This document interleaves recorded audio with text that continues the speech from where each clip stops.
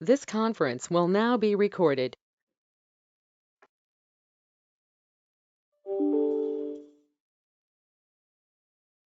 Good afternoon, everyone, and welcome to the 2022 Career Transition Workshop, Recruiter Resources. Just a couple housekeeping tips. Please keep your cameras off and your mics on mute until we get to the Q&A section. And the session is being recorded. You can also use the chat function to ask questions throughout the presentation, and our moderator will be sure to answer those when we get to, or ask those when we get to the Q&A. So our moderator for today is Colonel Nick Desport, and I will turn it over to him to introduce our speakers. Nick, over to you. Thank you, Kathy. And as Kathy pointed out, this is Recruiter Resources. I'm happy to be a moderator here. I'm Nick Desport with Merrick and Company, where I'm a director of business development there. I personally went through this transition workshop twice, once in Atlanta in 2011 and once at BWI in 2012. And I've been involved with SAME in this event over the many, many years since 2011. So that's over 10 years. This is such an awesome opportunity to have these recruiter resources available for us. And for those who are tuned in, you're going to have the opportunity for live questions, like Kathy said. We can do those in the chat. And then for those who end up getting this recorded, you're going to get the benefit of this great resource. So what I want to do, as Kathy mentioned, introduce our three speakers. I'm going to do them one at a time as they go on, but you can see their names up on the slides. So our first one is going to be Boris Kuhn. And I'll tell you a little bit about Boris and then turn it over to him and let him go ahead with the slides. Boris directs the Department of Defense credentialing, SkillsBridge, and U.S. military apprenticeship programs from the Assistant Secretary of Defense for Readiness Office. He actually, his family immigrated to Cleveland, Ohio in 1993, so I'm going to assume he's a Browns fan. I'm a Steelers fan for those who may not know that. So yeah, we've got something sort of in common. He enlisted in the United States Navy in 2007, was selected for a commissioning program within the Navy years later. He's a disabled veteran and military spouse, and we're gonna have to watch him here. His daughter keeps reminding him to break things down into non-engineering terms. So again, if he's got something in a vernacular you don't understand, put it in the chat, he'll answer that right away. Otherwise, the big questions, we're going to defer all the way to the end after all three speakers. So with that, we're going to go ahead and move on to Boris. You should have the slides popping up from Kathy, and I'm going to go off camera, and it's over to you, Boris. Thanks so much, Nick. To make that clear, because sometimes I like to talk to acronym soup, so hopefully I won't do that. And yes, please let me know if I am speaking in acronym soups. We are known to do that in the Department of Defense. So next slide, please. And then we can skip that slide since I was already introed. So a lot of times we get the question asked of why do we do SkillsBridge? So I'm going to try to answer it up front. This is a busy slide, but it kind of gives us the history of how we got to where we are today. And it will hopefully also support a lot of the amazing individuals who are also presenting after myself and how they got to where we are today. So, you know, Adam, Rocke, and many of the individuals here. And for those individuals here who are in the HR or talent acquisition space, we would love to have you help us and continue the mission and help service members get into not only your industry, but into your organizations to help you support your mission and pathways. So in a nutshell, our force structure in the Department of Defense has stayed pretty much relatively the same. We never really had a true ability to provide employment training within the Department of Defense outside of our partner agency, Department of Labor and VA. The SkillsBridge Authority came about through pilot programs in the late 2000s, and we officially got SkillsBridge Authority in early 2012-ish, around the VOW Act and such. And as you can tell, programs like credentialing, to include the ability to provide credential opportunities for our service members to get a PE and other like PMP and other credentials, and provide employment opportunities to give that extensive training that might have been gapped through. We do DoD missions. We don't do operations and such from other formats. Has allowed us to reduce our cost for unemployment compensation for our service members who don't get the opportunity to retire, of course. And that's the majority of service members. 83% of service members don't retire. The reality is that 100% of our service members do exit the military. So readiness as a continuum for the DoD is a concern. And so we have to realize the one constant in Department of Defense is everybody's going to leave, just like most of you have. Most of your employees are one day going to depart, and you have to have a ability to have the next generation of employees who can be ready to support your mission. So we're really in the same business as you all are. So we have to think and forecast in the same manner. For us, we don't have a revenue stream, but we have a budget. And for us, unemployment cost goes right against our training and development and ability to purchase even hardware sometimes, but it really goes against our training and ability to educate our service members to go execute the mission. So this chart kind of gives you that synopsis and how programs like Credentialing and SkillsBridge really help provide us a leverage to control those costs and provide our forces the ability to actually go and execute those missions. Next slide. And with that being said, basically going to talk to everybody here about, most people ask why we have a program like SkillsBridge, because a lot of times employers are really stunned. Why would the Department of Defense pay benefits for service members, and vice versa, allow them to go and civilian industry and do employment training while they're still active duty service members, up to the last 180 days and such. And then why is that a benefit to yourselves, and vice versa? Why is it a benefit to DoD? I kind of mentioned some of those ROIs on the last slide, but also why is it also a benefit for us? And I'll get into that in the next couple of slides, and for our service members who are really the core of our center of gravity as well. Next slide. And if I'm going too fast, let me know to end. And if you have any questions that kind of up, let us know as well too. So what is SkillsBridge? Kind of as mentioned before, when it first started off, we really did not know what SkillsBridge was. We received 3 lines of statutory requirement that said, hey, the Department of Defense can have employment training within the last 180 days of service, and it could be anything. Well, that's really wide. And so we started looking at that, and some of our initial partners was, hiring our heroes. They even took the name from the act. No pun intended. Adam Rocke was originally, his last tour was as Soldier for Life office, and he then moved on, did great advocacy for our programs and for his soldiers as well. Now he's doing total force activities there as well. So thank you for that. So here's a snapshot of what it is, what is SkillsBridge. So we tend to find these 3 areas where service members and organizations tend to fall into for SkillsBridge activities. Number 1 is industry training, directly industry training. What does that mean? We are not here to govern or oversee your training opportunities and how you train your workforce and what your needs are, because we don't know what your needs are, right? So you might have a need today for X style of workforce, and you're able to do that with our service members. They come with certain qualities and quantities and experiences, but they need the ability to adjust and get to know your opportunity you have.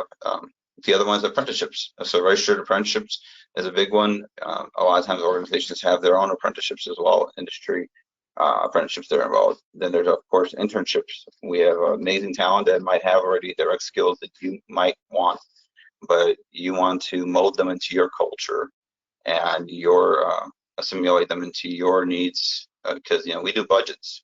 You all do something different. We don't do profit margins, right? But we do risk. So I have to budget and assume risk in my budget every year of approximately 12%.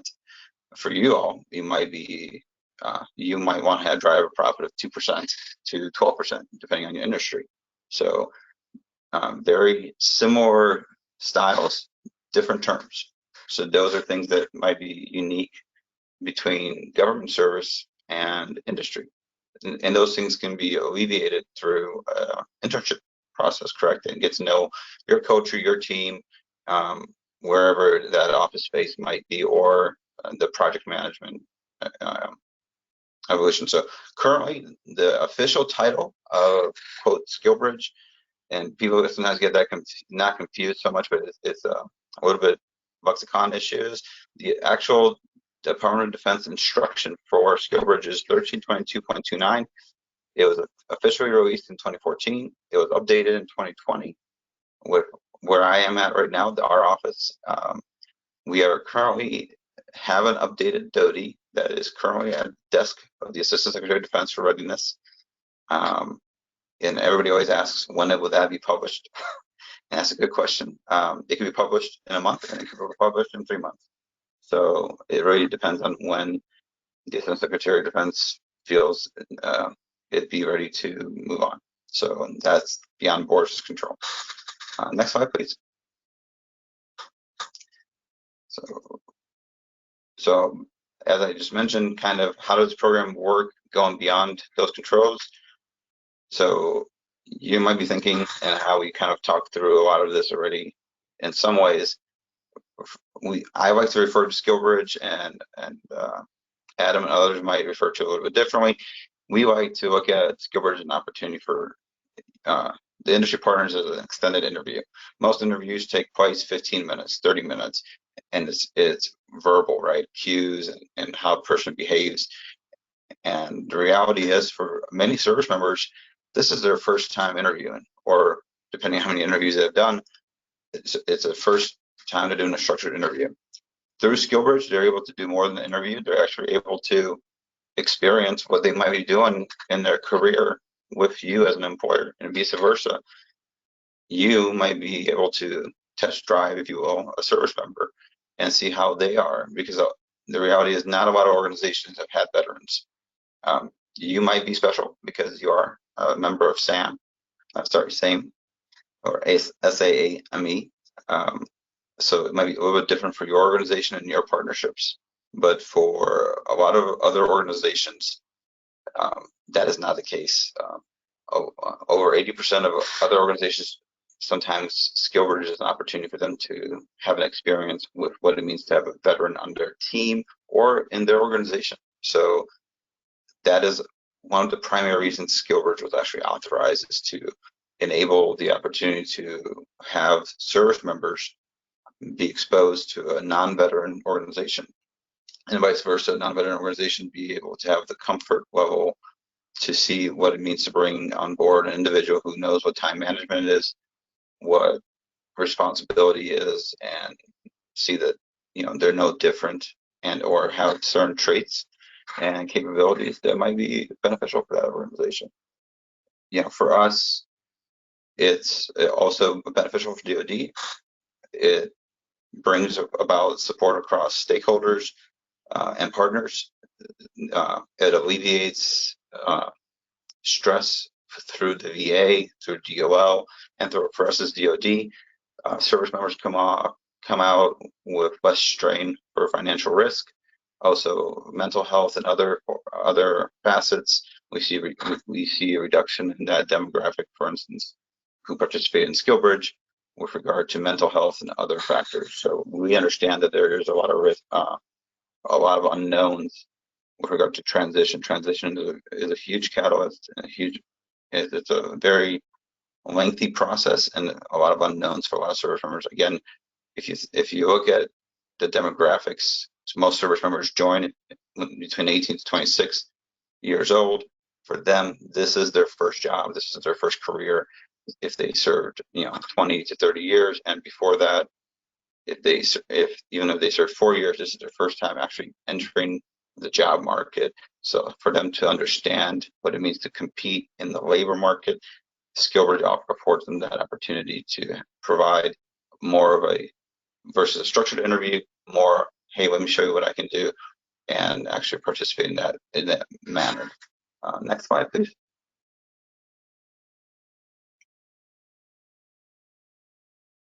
So kind of been getting to those factors, but the big thing that a lot of businesses like about SkillsBridge, there's really truly, like to say, no cost to the business. I hear a lot from a lot of businesses, well, there is a cost. We have to train the individual. Well, of course, I mean, so there is that inherent cost, like any employee, but the reality is the recruiting costs are reduced. For a lot of employers who require security clearances, it's a pathway to get cleared talent. The other part is you're able to, again, have an individual who is being fully paid and has their benefits paid for by the Department of Defense and the services. So that's an inherent win for the organization.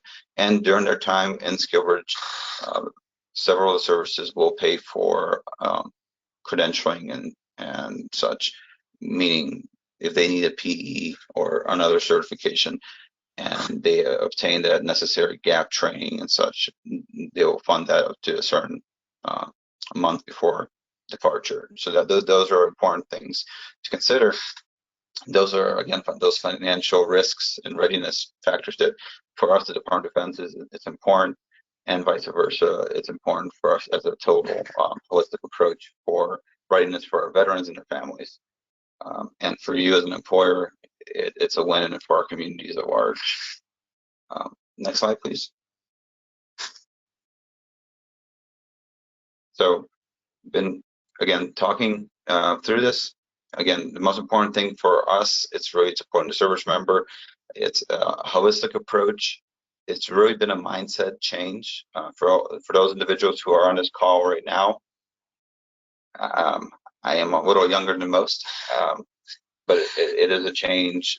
It's not a swift change within the Department of Defense, nor is it a swift change within government, as everybody knows. SkillsBridge is still an unknown in the department. So a lot of our service members are actually some of the trainees, train-the-trainer kind of situation with our command leadership. Our commands are still very much wanting to be supportive, but at the same time, it's a leadership effect that we are still, well, I'm going to lose a service member. So my ask of those individuals here who are industry partners is to, please be patient with us. For, out there in the civilian sector, 5 years might be a long time for Department of Defense or any government organization. We're still in the crawl stage, if you will, of a deployment of a program, if you will. So commands and leaders are still getting to know the program. You might, if you become a partner, or if you are a partner, you've probably experienced this. You come to a command that's completely not unaware of SkillsBridge. That is completely possible because we are a large organization, a large enterprise. A lot of times I use the example of the Department of Defense, DoD, where I am at OSD, where the federal government and the services are states. So it's the messaging gets across, or somebody might have heard of the program but completely didn't accept information, right? It was noise at the time because they were focused on something else. So as the information becomes more known, and i.e. the SkillsBridge program gains more awareness, of course that will change, but also the buy-in from across the board. So again, this is a important factor for us, for service members, because again, as we mentioned before, main thing for us is service members to have a healthier, better longevity. It's soldier for life, Marine for life concept. We are looking at the military life cycle that extends beyond the DoD. My previous boss used to say, 100% of us will get out. So how are we looking at that scenario? The other part is we are looking at strategies to communicate this kind of information, again, to the left of the D214, and this is where SkillsBridge comes in as well, is how do we start talking about career readiness? And that is to include, post-service. I can include myself, disabled veteran. I would not be where I am today if somebody was not giving me the mentorship and coaching to prepare myself for post-service life. Correct. So that's a collective conversation for those of you who are possibly reservists or here in some capacity know somebody who's serving in a leadership role. So mentorship and coaching is important, both up and down, I would say, from that standpoint. But again, this is why it's important to us as the DoD from a strategic imperative, but also to support our communities at large, both external to installations and beyond. We have over 400 installations. A lot of times people are very much unaware. I'm okay, thank you. You don't need a service, sir? No, sir. All right, thank you. Sorry. Hotel. So next slide. I think I'm running around time, but this is my last slide. Haha, 20 minutes.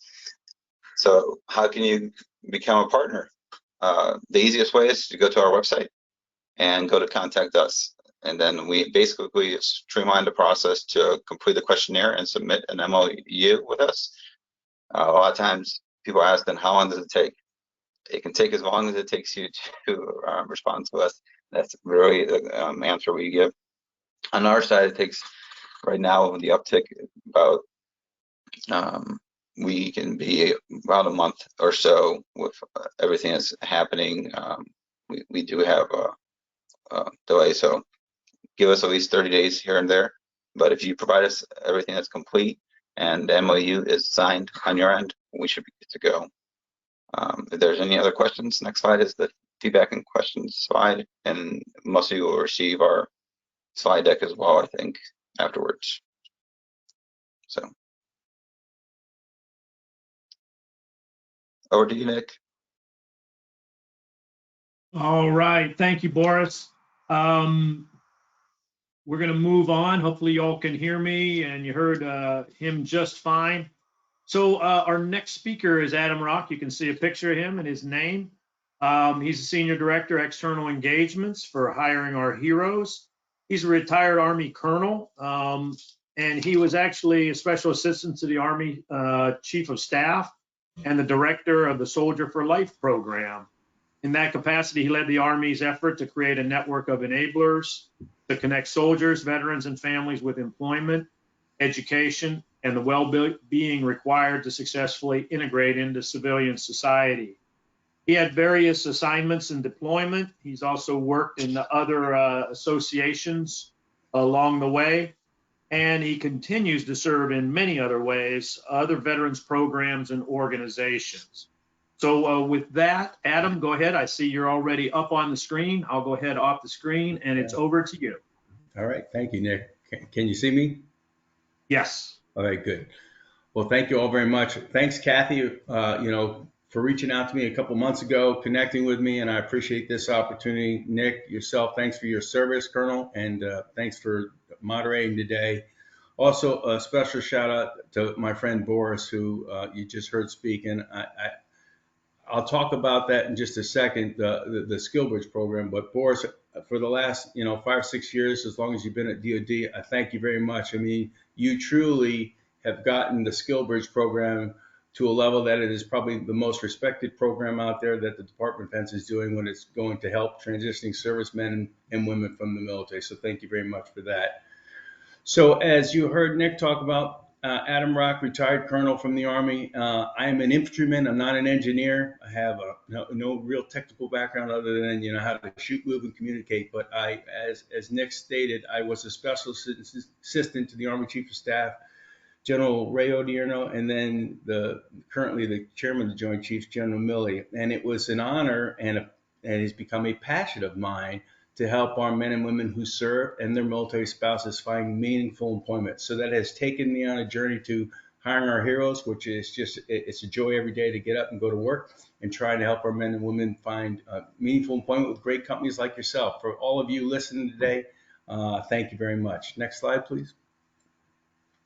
So let me just quickly talk about what I see as the veteran landscape, a little bit about what Boris talked on, then I'll talk you through the programs. I'll state up front, though, that the SkillsBridge program that Boris talked about is a game changer. It is absolutely a game changer in many, many ways, but try it before you buy it kind of thing. And it's an extended interview, as Boris talked about. But the reason I'm here today, not just about the many programs that Hiring Our Heroes has, but one of them is the SkillsBridge program, the corporate fellowship program, which I'll touch on.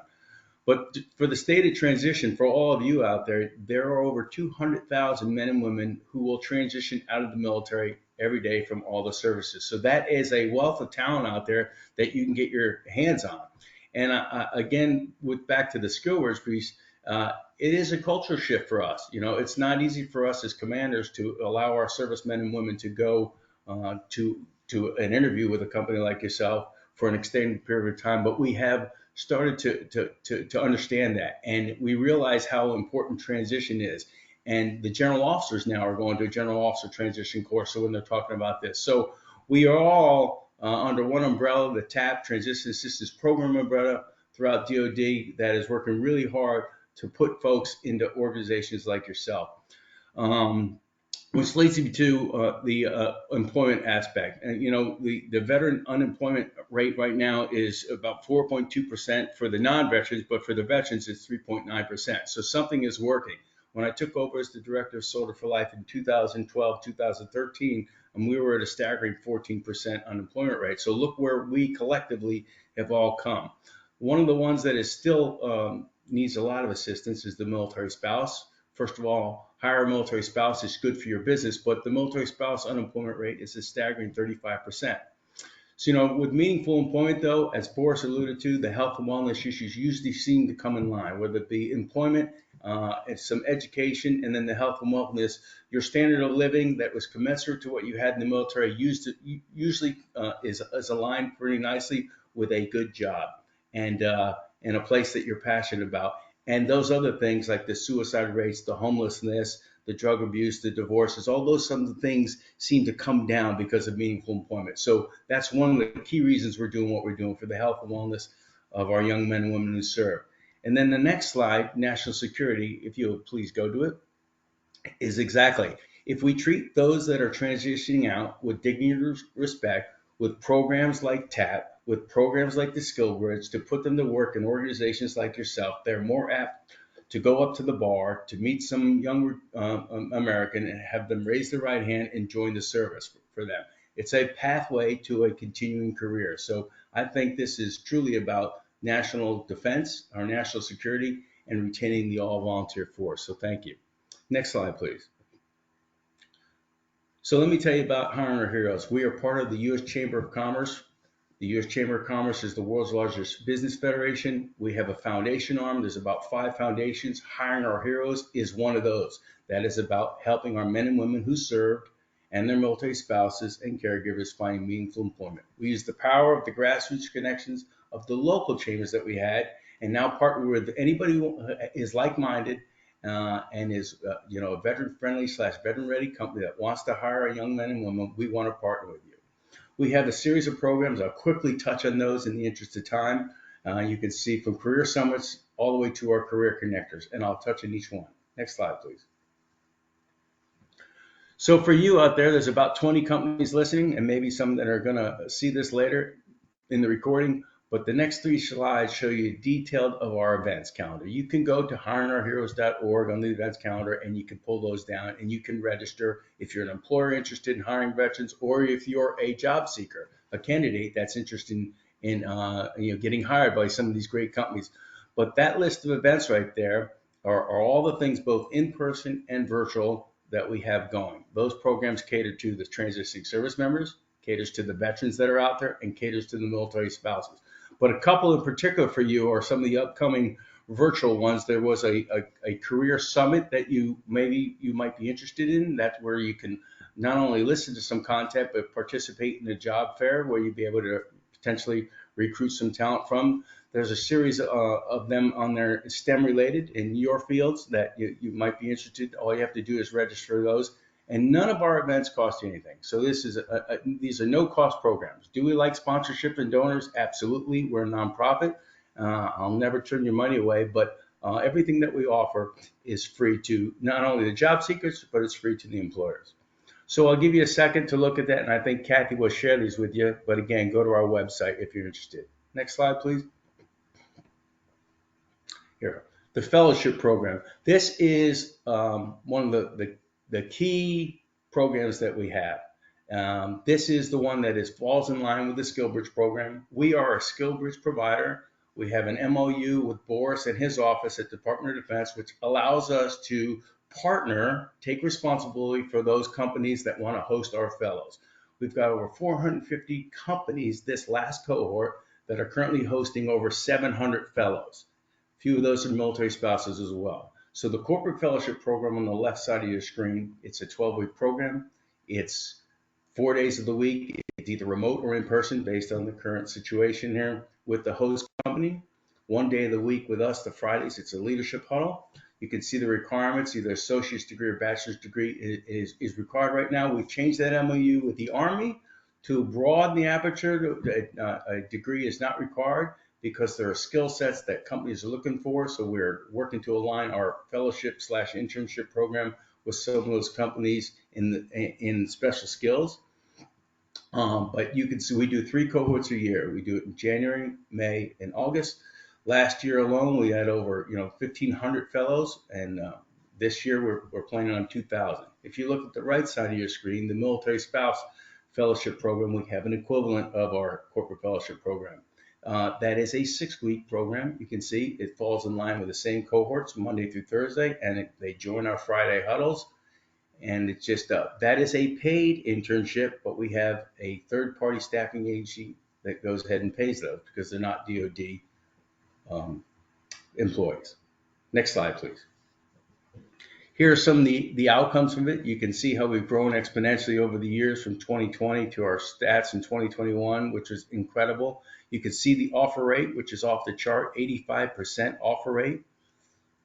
It is an extended interview and absolutely a game changer. You can see what we're projected for 2022. So I would encourage you, if you're interested in learning about the program or you're interested in hosting a fellow, please reach out to me and I'll connect you with one of our many program managers. Next slide, please.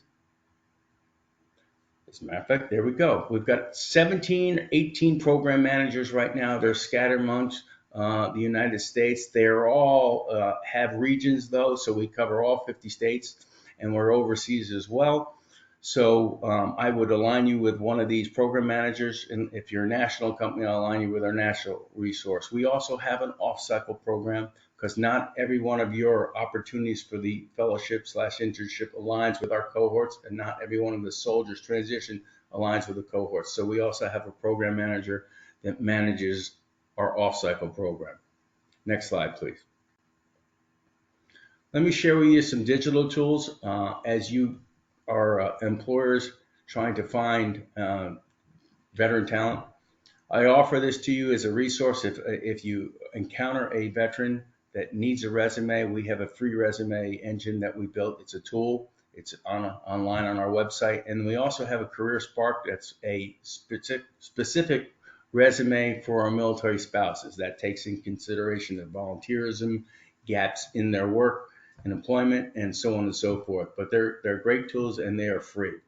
There's a veteran employment transition roadmap for the young servicemen and women, and that's on our website as well. So as you begin to mentor some of these folks, here's 2 resources or 3 that you could share with them. Next slide. Thank you. For your military spouses, we have a military spouse roadmap. Again, you're trying to diversify your workforce as well, and you mentor military spouses. We designed this military spouse roadmap specific to them. Then below is a career community. Again, online, we have all of our content, the education, the workshops we've done, all the recordings of things from LinkedIn, how to interview, how to dress, how to write your resume, and some industry panels and so on and so forth. That's all on our career community, and you can pull those down if you're interested in any of those. Next slide. Then for you as employers, we built a guidebook called Wellbeing in the Workplace. That's our partnership with the Veterans Affairs. It is, as you can see, a practical guide for businesses. It is a useful tool. we've had a collaboration of some businesses that came together to help us write this. It's a free tool for you. I'd ask you to consider that. Just go to our website to pull that down.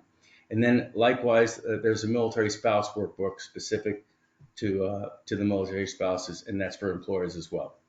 Next slide. So there's some free digital resources for you. So before you do anything with Hiring Our Heroes, if you're a job seeker, young veteran, or military spouse, we curate the talent through an innovative approach we call the Career Connectors. These are about 12 military spouses and some veterans that are subject matter experts in providing you some high touch preparation as you get ready to enter our process. So if you don't have a resume, we'll connect you with our resource or Indeed or some other free resources that we do have to help you design your resume. If you don't have a credential, but you're interested in going to a virtual hiring fair that's for technology, but yet you don't have the skill set for technology, we will align you with some of the resources we have to help you get that credential, that license, or that certification prior to coming to that event. That will make you more marketable, and for you on the back end as the employer, that will make them stand out a little bit more, and then you'll have an engaged conversation. So we have seen, though, from the connectors, career connectors, our outcomes on the backside of all of our events have just been off the chart. So we don't just do that for the virtual hiring events, we do that for our in-person career summits. And I'll touch on the in-person career summits. You don't have to go back in the slides, but I talked about the virtual events that we have online, but we have about 20 to 27 in-person career summits scheduled this year. We've done hundreds of those throughout the last 10 years. And that really is the hallmark of what we do, though, is it gives us access to the installations. We have MOUs with the enterprise at the Army and all of our services that allows us access to that, and we bring our host companies on. So we usually have a 1 or 2 day summit where we give content, we have keynote speakers, we have industry panels, and we end it with a 3 to 4 hour job fair. So I would invite all of you, if you're interested, it will give you direct access to that talent on those military installations, to sign up for one and come attend with us. You set up your table, you put up some swag, and if you want to be a sponsor of ours, we'll give you the opportunity to highlight your company on stage, so on and so forth, but it's just a great way to access that talent. Next slide, please. Then I'll end it here with just some thoughts of what I'm seeing is that I think you all would agree as employers, remote work has become a viable option. I've been working remotely for nearly 2 years. I haven't even been to the Chamber of Commerce yet. And I'm not sure when we're going to go back. But as you know, if you are a military spouse that's no longer geographically tied to an installation anymore, remote work is a viable option.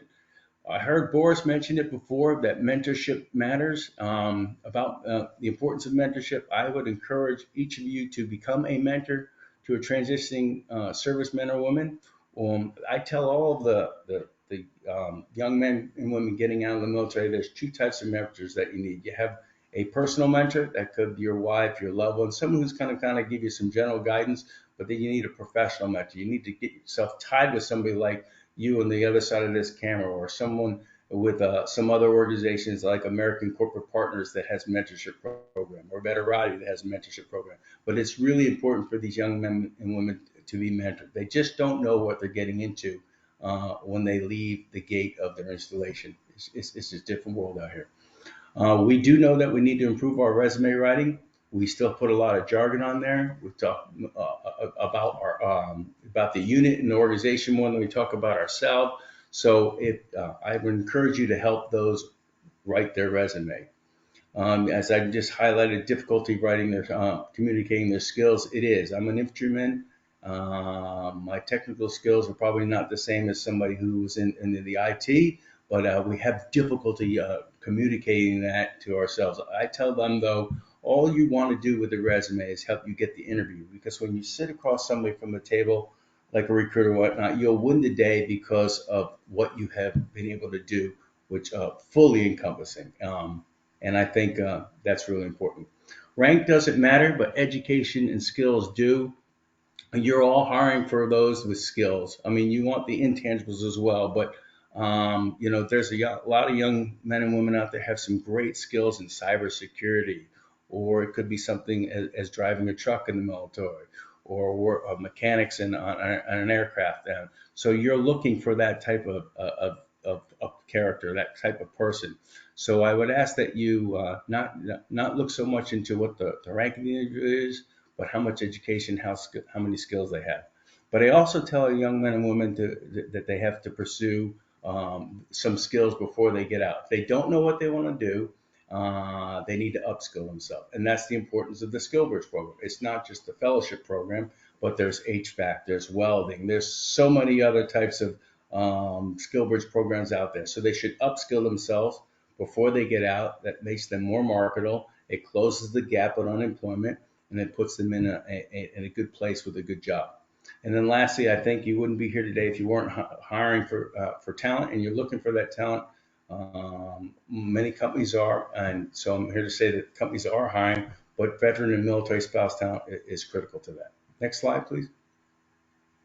So if I had anything call to action, first of all, you wouldn't be here if you didn't want to hire a veteran or military spouse.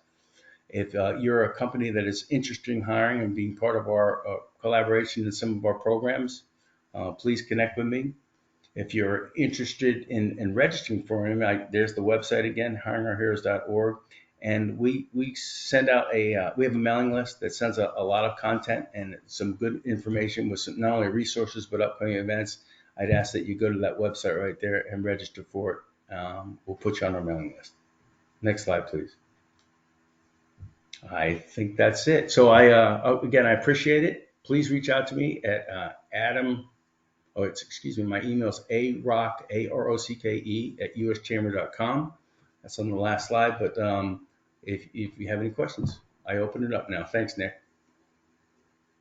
Thank you so much, Adam. Wow, what a nice opportunity you had to have worked at that level in the DoD and then transition to do something that you've got a nice passion for. Thanks so much. I think a guy named Mike Rowe would love exactly what you're saying. If you've ever listened to him and the idea of hiring trades and so forth and how that business opportunity is exploding for people is right up the alley of what you're providing. Amazing. Thank you. Yeah, thank you. So we're going to move on to our third speaker. It is going to be Mike Rowe. He is the CEO of Opline, or I'm told Vetlign. You can use those interchangeably. So he's been the co-founder of that for 5 years. He says he's an algorithm architect for 10 years. He may have to explain that to you. He was also the XO of a $300 million defense company for 5 years, and he worked as an IT strategy consultant for 10 years. He is a long-suffering Buffalo Bills fan, but he's turned the corner there. I think the Buffalo Bills have too. So I think that's old news from your resume, Mike. So with that, I see he's on the screen. I'm going to go off screen and on the mute, and you've got control of the slides, I understand. Yeah. Thanks, Nick. And yes, ever since Joe Ferguson left the league, I've been a long-suffering Bills fan. So thank you very much. I went off the screen because I have the face for radio. And what's important is kind of we walk through and understand what Opline and Vetlign can do for your companies. So we are very action oriented. So what I'm going to do is I'm going to give you 3 minutes of PowerPoint, no more, and then jump into the system that, it's veteran optimal. That's what we like to call it, because Opline is a giant system that is here to help you do your mission. And if you're a recruiter for any of these companies, and we're talking about veterans and employment, your mission is to find the best veteran supply as soon as you can, as quickly as you can, at the best cost you can. So that is what we are all about. We are about helping a company find the best veterans for it to talk to, hire, and retain. And what we do, Opline stands for optimal alignment, is we 10x your ability to, very military term, find, fix, and close on these guys. So who we are is not a big deal. We're a bunch of SOCOM vets. We're a bunch of MIT engineers. What we do is what matters. We target with data all the time. So you may call it segmentation. if you're marketing folks or your sales folks, you always segment your customers. You're always prioritizing who you talk to because you think this is the best person to get a sales to. So that's what we are doing. We are always looking at how do we close on the highest priority needs, which is your demands for the best qualified veterans. And I'm going to show you how we do that. Like, we can tell you if any veteran is qualified for your jobs or not in about a 60-second interaction with that veteran, because what we're trying to do is get you the most qualified vets. So again, that is the concept. This is the issue. Here's you. This is your demand. These are all the jobs you're posting all the time. And they're in red because, well, they're analog. Like we say, your exchange system is chaotic, massively inefficient, and costly. You post all your jobs, you collect all your resumes, and your jobs are a bunch of words, and the resumes are a bunch of words.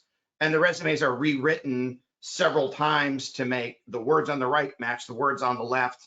And like I say, all you're doing is collecting resumes and then trying to figure out who can do what all one at a time. But here's what we are focused on. On the veteran side, we are literally focused on telling the veteran what their skill set can do for them immediately. So, we call it a skill signature because we're targeting guys, but a skill set can be figured out very rapidly for a veteran. And then we tell a veteran if they have jobs at the company they're looking for, and if not, where those jobs are. And for recruiters, for any company, this works universally. We tell you what vets are qualified for your open jobs, which vets are the most valuable for you to target and talk to, and then which vets can you use all the time across your entire organization. So that's what I'm going to show you, that we basically changed the way this is done because we have optimized it. We've optimized it and we've automated it. And why we've done it is because we are always looking at the demand side. Like, literally, we know everything you're asking for all the time because you publish it in the open. So again, if I go back to a military kind of metaphor and acronym, we have turned basically everything you broadcast into signals intelligence. And that's why this all ones and zeros down here in this giant ball of data. And because it's signal intelligence, we can now match any veteran from anywhere to your jobs. And I'm going to show you that we do it directly at people's websites. So USAA is a great example. I'm going to show you how we're doing it for everybody in the SAME. So this is a syndicate, the SAME syndicate, all the companies with all their jobs on one side, any veteran that we can push over here that aligns on the other side. And then the Opline universe is if you go to opline.com or vetlign.com and come in as a user, we'll show you all the jobs basically in the world that you as an 11 Bravo or a 14NX or a Haltech align to instantaneously. All right, so with that, let's go over to show you what I mean. So again, this was just a quick little understanding of how we make this happen. All right, just to show you, it's alive, it's up, it's operational in the world. This is USAA's career site. This is their veteran job career site. If you are a veteran and you're looking for a job at USAA, they basically tell you, hey, just click this button. What you're gonna see is, this is us. This is our application working on USAA's career site. And you can see how simple it is to use.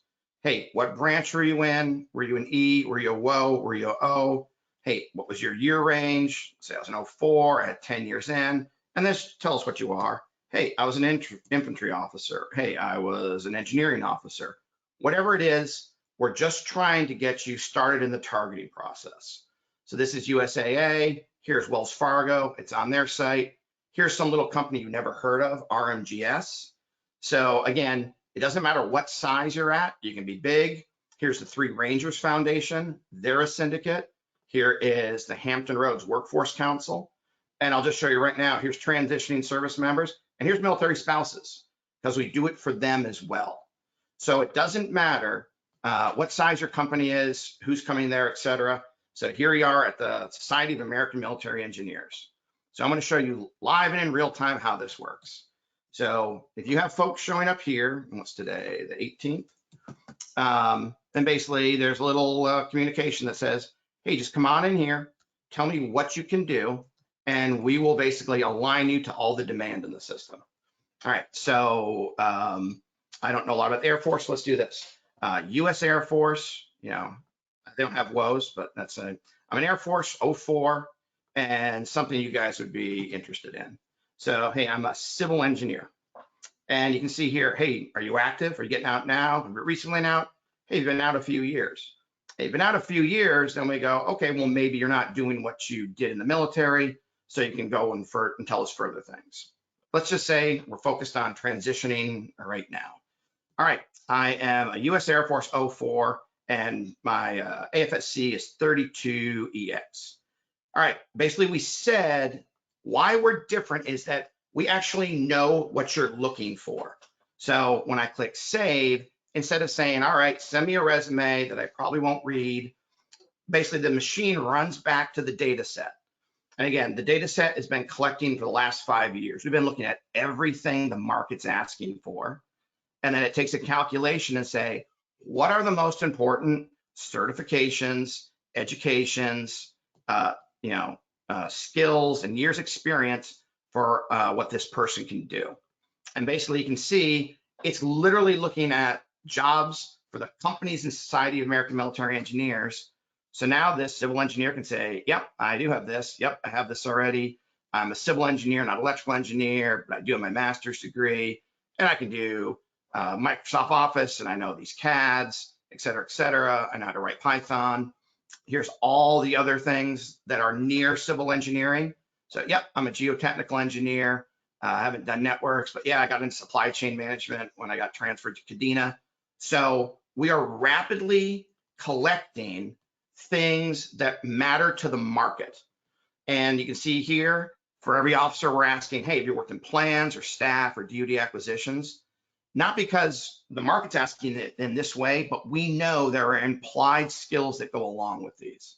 So one, we're about to show the market everything this person can do, but more importantly, we're creating a template for this person, a resume for this 32EX to use continuously. So now they've come in, they've had a little interaction.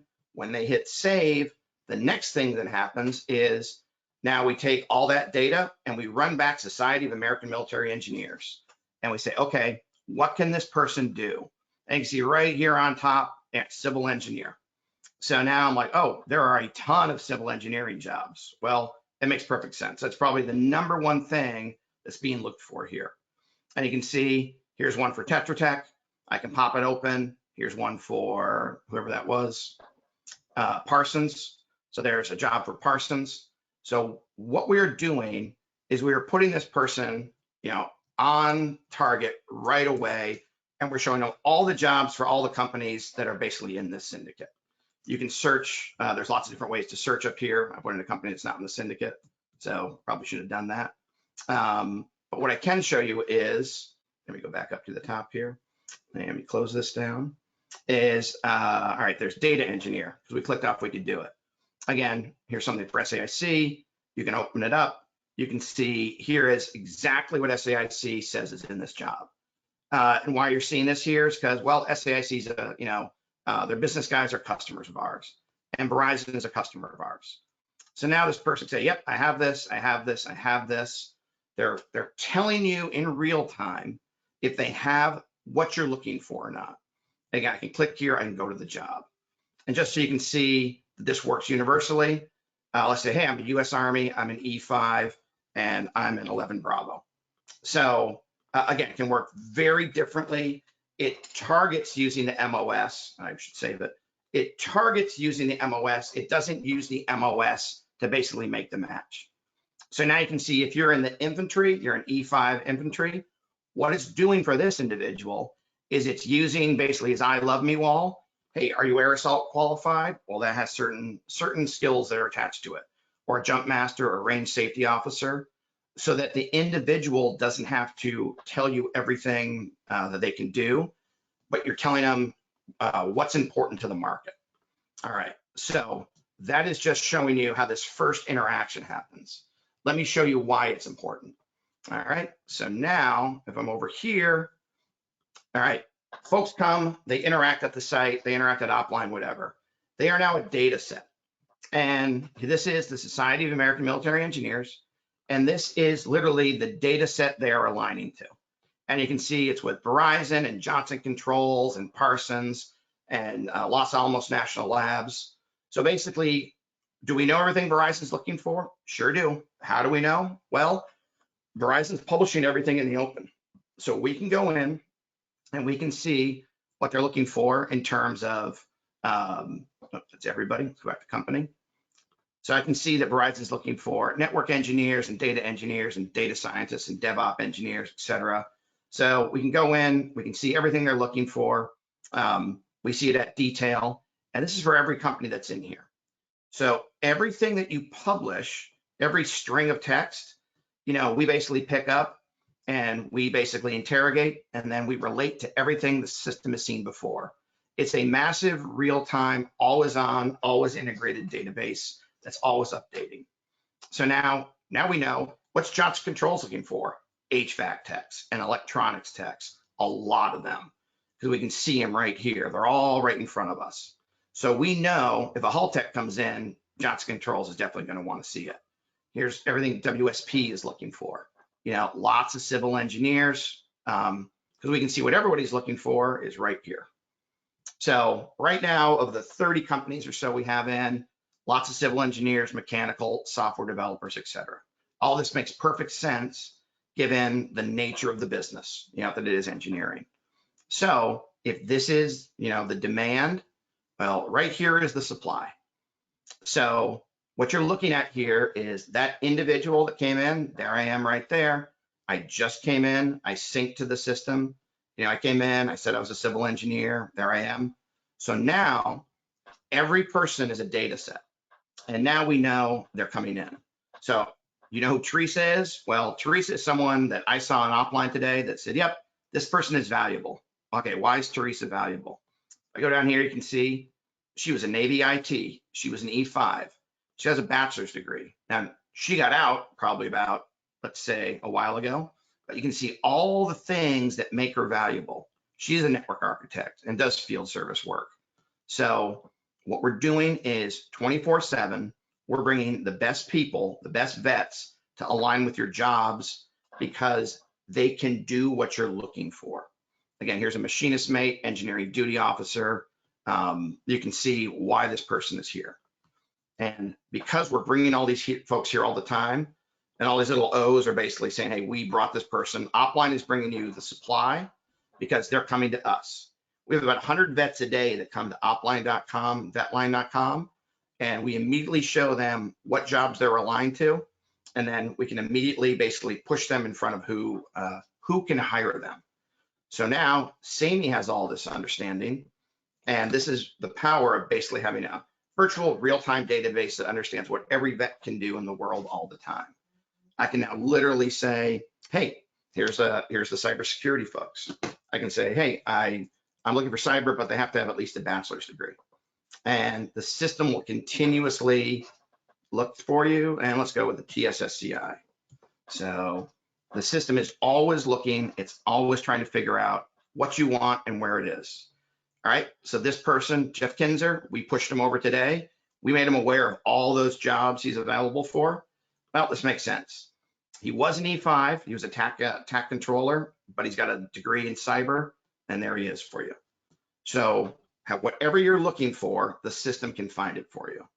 That's the key to this is you should only be looking at folks that are of high value to you at any given time. Look, there's one HVAC tech here that come in the last 10 days or so. All right, so that's the idea. So right now I'm looking at SAME, but if I change, because SAME is the syndicate. So now let me change. I saw that Parsons is in this syndicate. So now if someone hits the site, if someone hits SAME, I can basically go over and show you that we are using Society of American Military Engineers as the pivot point, as the distribution point for this. Parsons is in the syndicate. I can come over here and say, hey, here's what Parsons is looking for. Again, lots of civil engineers, lots of program managers. Parsons isn't our customer, but because they're in the SAME syndicate, you can see that there they are. So they're looking for a civil engineer. I came in, I synced up, and this data was immediately pushed over to them. So SAME right now, by using our system passively, is helping all the companies in it right now. And again, who's Sean O'Day? Let's find out why Sean O'Day is valuable for Parsons. Well, there's a cyberspace operations 05 with a master's degree in the TSSCI. And what Offline is saying is, All right, Sean O'Day came to Opline. We pushed over to SAME, and then Parsons has at least 147 jobs where there is a technical alignment. Now it's because they have a bunch of cyber stuff and a bunch of IT stuff that, you know, Sean can do. What about John James? Again, another cyber operator. So really high value stuff going on here all the time. And we can make it happen 24/7 because all we're doing is showing people, showing every vet, every job they're aligned to in real time, and we can do it from anywhere. So really quickly, before we wrap up, so we can take questions, I'm going to show you how this is working for USAA because I have permission to show this site. So I showed you USAA has this right on their website. And so what I can show you is how many people they're collecting passively every day. All right, so this is in the last month. This is USA's report for the last month. They've had 1,511 folks hit that site and give branch rank MOS, and 10% have been spouses. You can see that right here. So 1,500 created the branch rank MOS record. Look at that. Look at that number. Between 1,511 and 1,503, 99.5% of anyone that hits that interaction then tells you the top 40 things they can do. With that interaction alone, that 60 seconds, we've now shown USAA everything they need to know about this person. And this is basically the pipeline. You know, the person comes in, they sync, they see if they qualify or not. This is open. They interact with the jobs. They see if they're fully qualified or not. If they're not fully qualified or it's not in the right geography, they leave. And then 20% go in and apply. So we put them right on the application. They go in and apply, and we can track that all. So we do two things. One, we put the right people, the most qualified people into USAA system, but we also screen out the 80% that aren't qualified. Again, if it's a signature intelligence application, we're always finding the best people for USAA. And we gave them this, since we were talking about, I am a Bills fan, and we're going to need some more receivers next year. Well, everyone that's coming to that site, we can basically tell USAA, hey, in the last 3 days, the last 10 days, the last 30 days, who are the top veteran candidates that hit our site? And you can see the top one in the last 10 days is Chris Ingalls. All right, why is Chris Ingalls so important for USAA? Let's see. Yeah, US Navy IT E9. All right, I'll take a look, take 2 seconds here. USAA has told us they want senior enlisted. So in the algorithm, that's an algorithm architect, I said, in the algorithm, we've inserted code that says elevate E7s through E9s and warrant officers a little bit more in this kind of combine that we're holding all the time. That's why Chris Ingalls, he can do a ton of things for them, by the way. He's an HR person that's also very technically capable. How do I know? Well, there, look at those certifications he has. Yeah, and he's got the clearance. So, so this is how we're helping our clients. If this person applied or not, in some ways doesn't matter, because hey, who is the top guy? What is the top target that came in the last 3 days? And we can now easily say, hey, the best target, I should hit 3 days. The best target is Jason. All right, Jason came in from Ohio. What is Jason? He's an Air Force Mobility Combat Systems guy with a master's degree in degree in information technology with a TSSCI and all of this. So this is definitely someone that came in from Opline, just so you know, so we can curate these folks. So, hey, should I talk to Jason? If you're in USAA, yes, absolutely. You should talk to these people immediately. Here's someone in 16 years of banking operations. This is a spouse, by the way. No MOS, it's a spouse. So, all right. It's somewhat difficult to show a revolutionary technology in less than 20 minutes. So I'll just wrap it up now to let you know that, basically we can match any veteran to all your jobs immediately in real time and let you know if it's valuable or not. So with that, I'll pass it back over to Nick, and I'll let you take us left and right. Wow. Wow, gentlemen, amazing. Okay, there you go. Thanks for popping that slide up. Oh, can you put that slide up still, Kathy? The contact information was one thing I wanted to make sure that everyone had. Hey, Mike, now I understand what an algorithm architect is. I get it. As an architect myself, they use architect in a lot of different ways. You actually made me understand what an algorithm architect is. What an amazing, amazing system you've shown us. So I know there are some questions out there. I'm going to kind of consolidate the first one, and it involves the word how. So how does an industry, how does, we'll use my company, Merrick and Company, we're 800 strong. So we're kind of a medium-sized architecture engineering business. When you show Parsons and a couple others, SAIC, those are large. They may have a lot of openings. We're probably going to have a smaller number of openings. We're going to have specific things, whether it's business development like I do, project management, or a mechanical electrical engineer. This might be common to many A&E firms.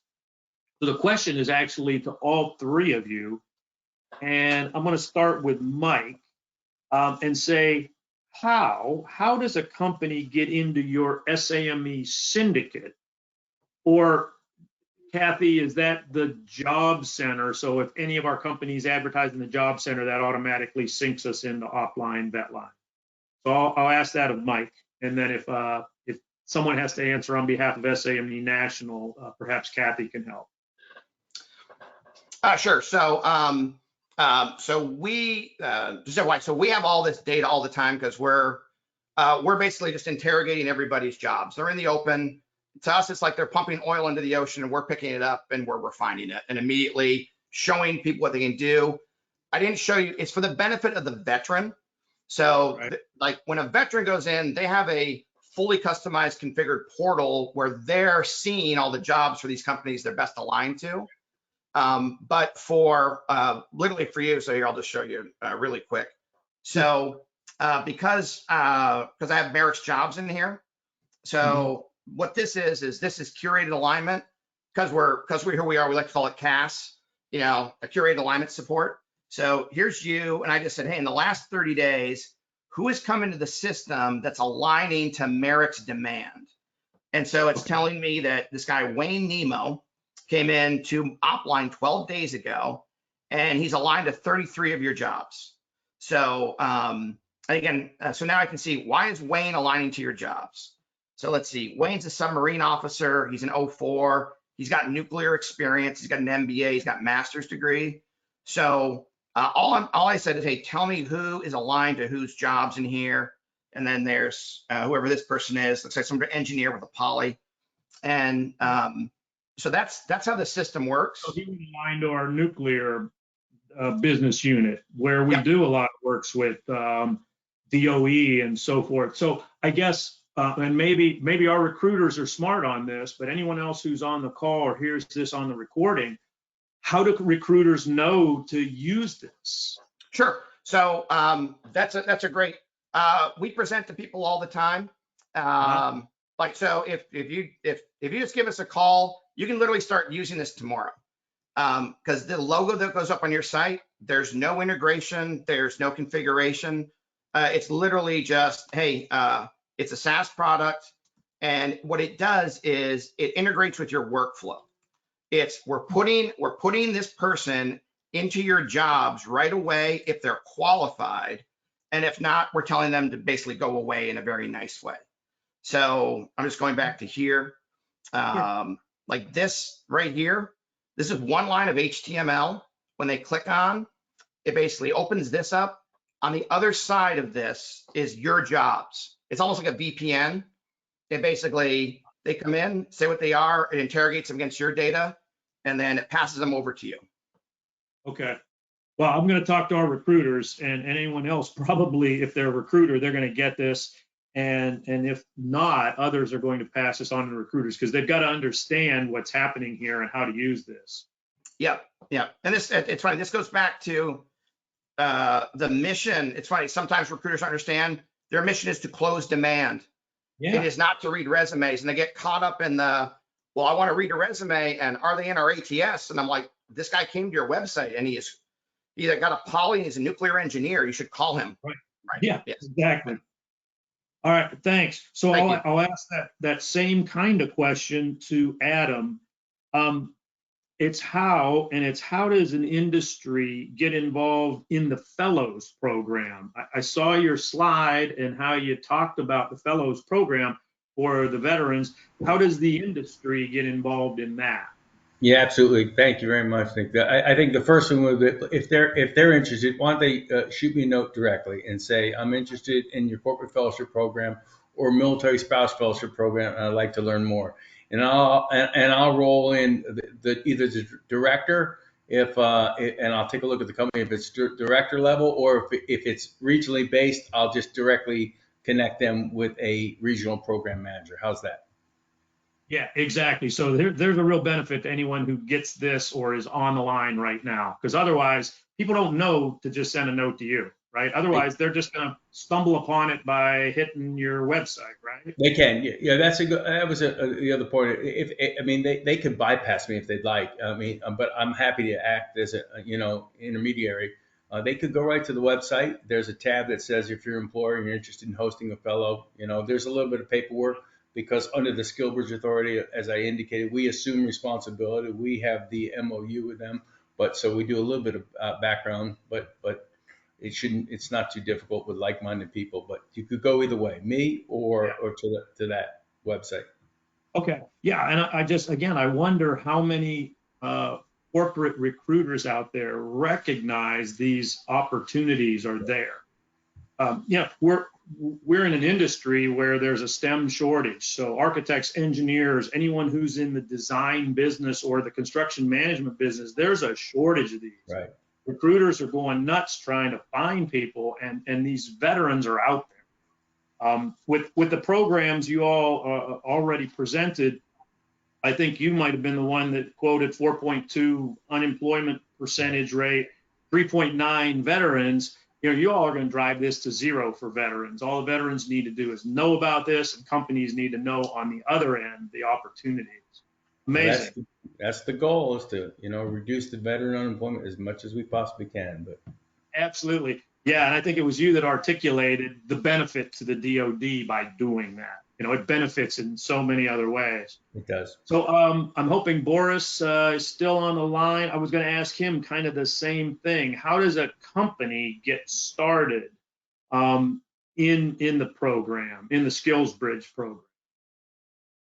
No problem, Nick. So, I mentioned before, if you just go to contact us on the SkillsBridge website, so it doesn't matter if you're small or big, if you're going to recruit one person or 100 people, you can go to contact us. If you're a partner here, you have my contact info as well.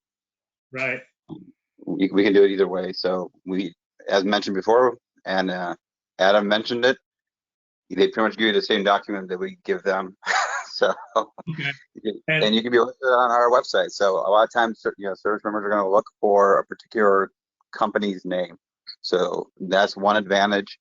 And they might even say they're working with HOH or SAME, right? So that's important as well. So name recognition is important, because somebody might be stationed overseas in Germany and is looking for an organization they're wanting to work with, because guess what? They're out there in Germany and thinking about it, and they're just trying to find it. And the key caveat to the group here at large, and you've seen the amazing presentations, is the more forums you're participating in, and this doesn't cost you much, right? You're here. So my give and take is keep presenting, be out there, be available, because a lot of times you don't know how the service member is going to get to you, but just be available, because just because we're here talking doesn't mean the service member is going to listen to us here, right? So just be as many forums as you can, because they're trying to find you too, but somebody of theirs might have told them to go somewhere else. That's a key, right? They have their own networks, and like Adam and I had our networks. I was in the Navy, he was in the Army. And we have our grapevines and scuttlebutt conversations and Vetlign conversations. So just be open to that.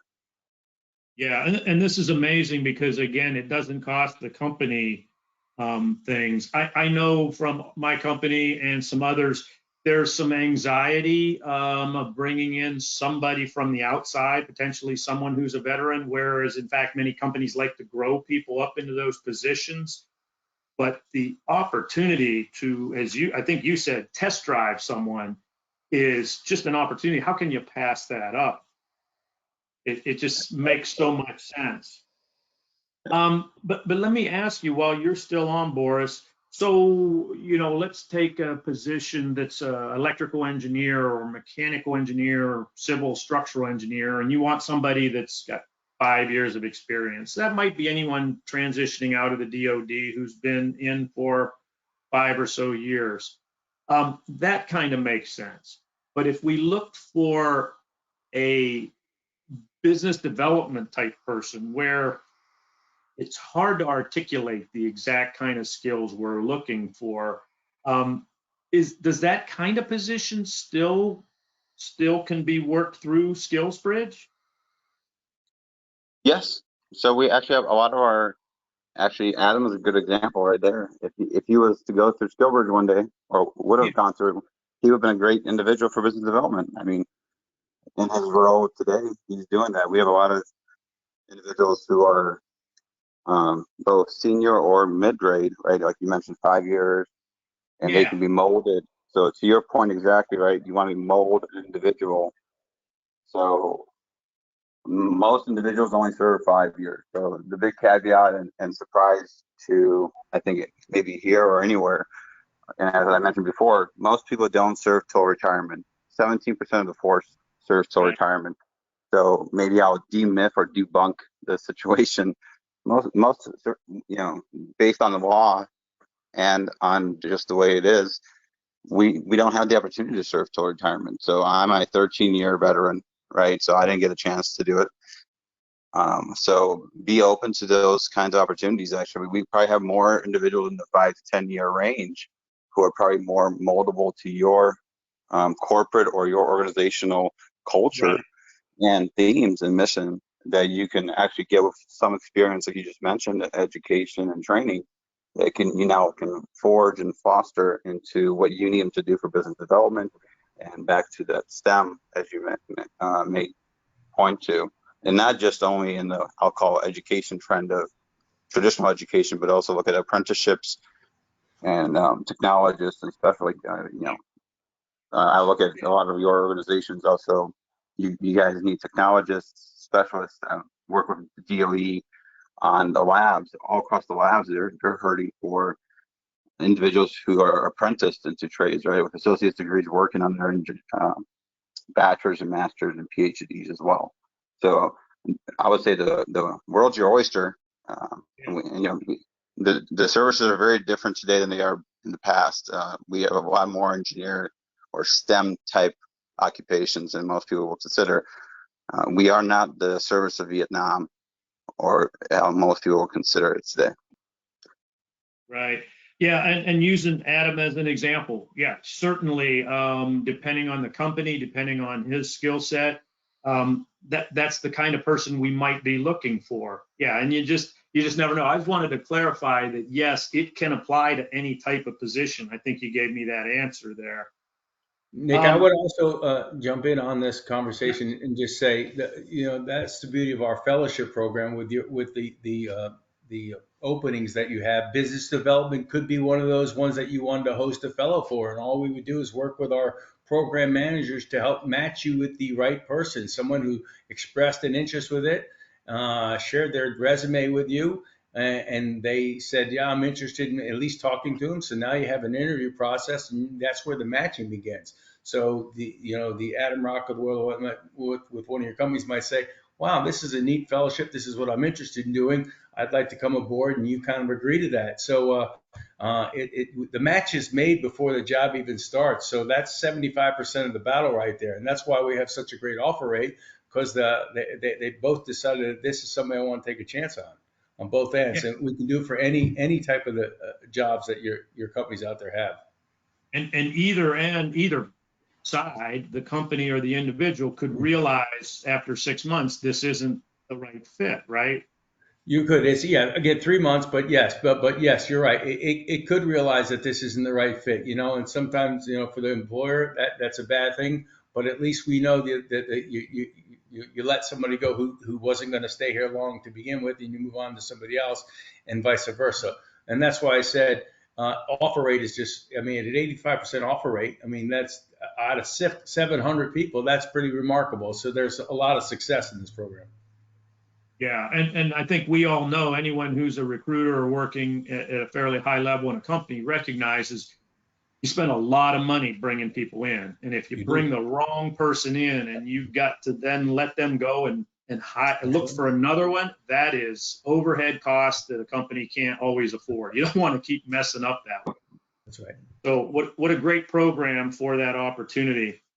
Adam, while you're still on the line, I was going to ask you, you showed all those events. It seems like your virtual events become so much more viable now, in that, you know, we don't always have offices in all those places you're having an event. So we don't have somebody we can easily send to in person. When you showed all those virtual events, I'm thinking, wow, our recruiters in Denver, Colorado could attend anything. If we're looking for people in the North Carolina area, they could go to virtual events on the East Coast, or really they're touching everyone. So I wanted to get an understanding for a recruiter, what's the level of effort to participate in a virtual event?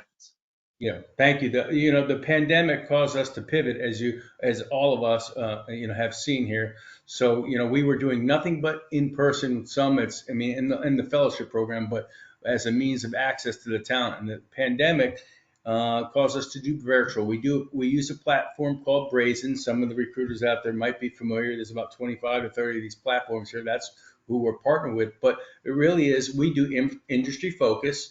So you figure out where you fit in. But most companies, have just a little smattering of everything. It could be logistics, it could be IT, it could be engineering. So you kind of fit in. So all you do is you begin by going to our website and registering for it. Send me an email and tell me that I saw you on the website webinar and I registered for this event, and I see if we could put it over the edge right there. Then for the recruiters out there, it is a simple process. You get a username and password, a link to it. You set up a booth that you've done probably 1,000 times in virtual hiring fairs, and then traffic comes to you. We usually have somewhere between 100 to 350 to 400 job seekers, with about 25 to 30 companies max. So you get some decent volume, and they come to you in the booth. It's all digital. It's chatting, or no video. So it's all typing, chatting back and forth. You usually give them about 10 minutes per individual.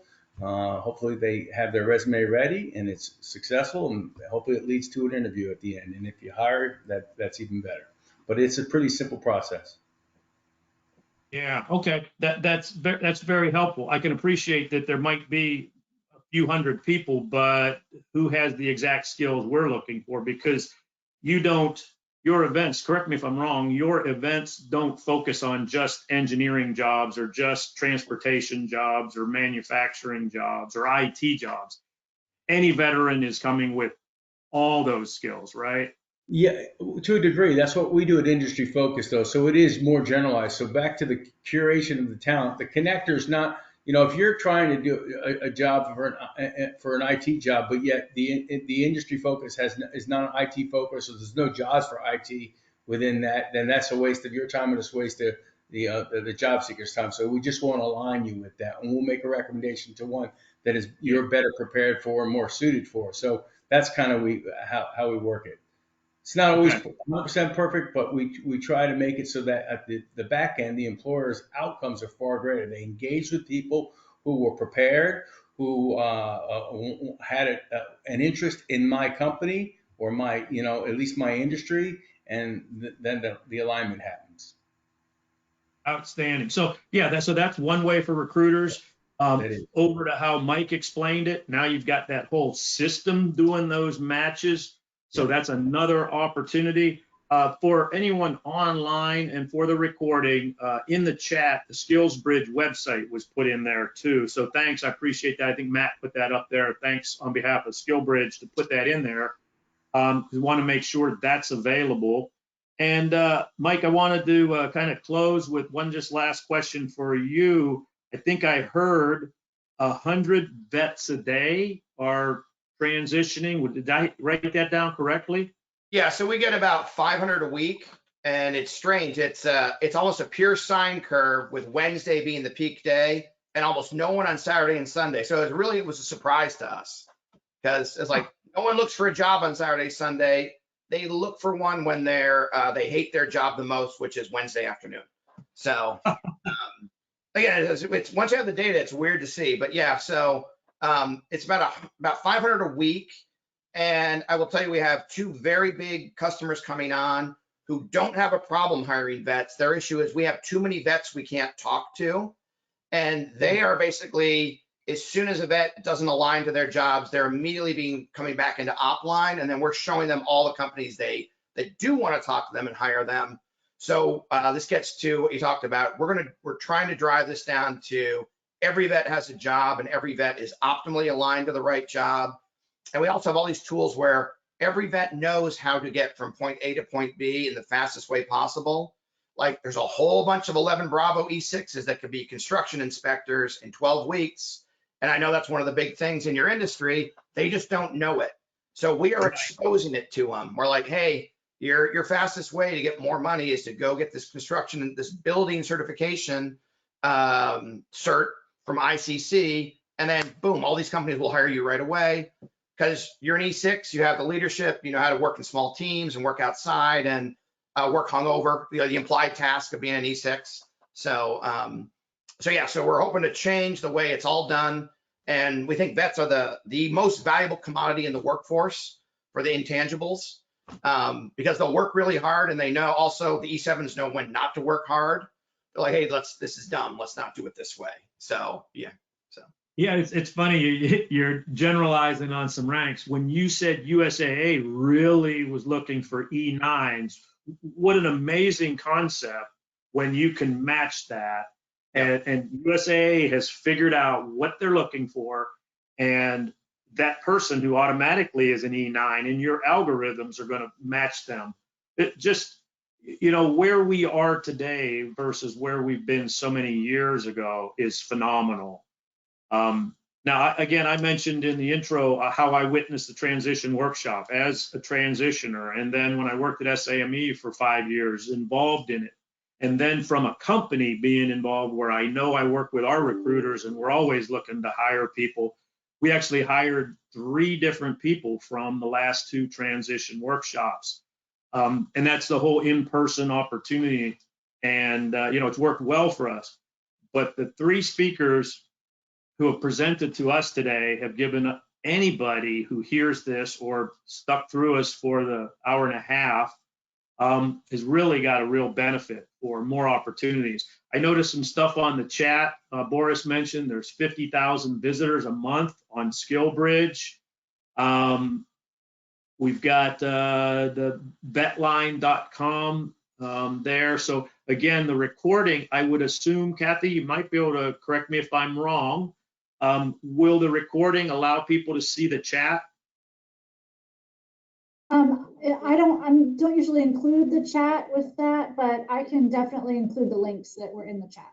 That's what I was going to ask. So if you're able to add a slide or add somehow the links or somehow, some way for those that hear it in the recording, that'd be fantastic. Well, I see we're getting close to, actually our cutoff time was to be 2:30 Eastern time, so we're a minute or 2 early. I just wanted to, again, on behalf of SAME, thank the 3 speakers. Y'all were amazing. I'm blown away by what's out there and the opportunities for companies. And of course, I'm always blown away by Kathy Off's work and what SAME National does. And so happy that the transition workshop, career transition workshop, has been expanded to the virtual part. And I look forward to being at the in-person opportunity, which I think is February 15th through the 17th. So with that, I'm going to go ahead and close my part and the speaker's part. Again, thank you all. Kathy, I'll turn it over to you for any closing comments you've got on behalf of SAME National.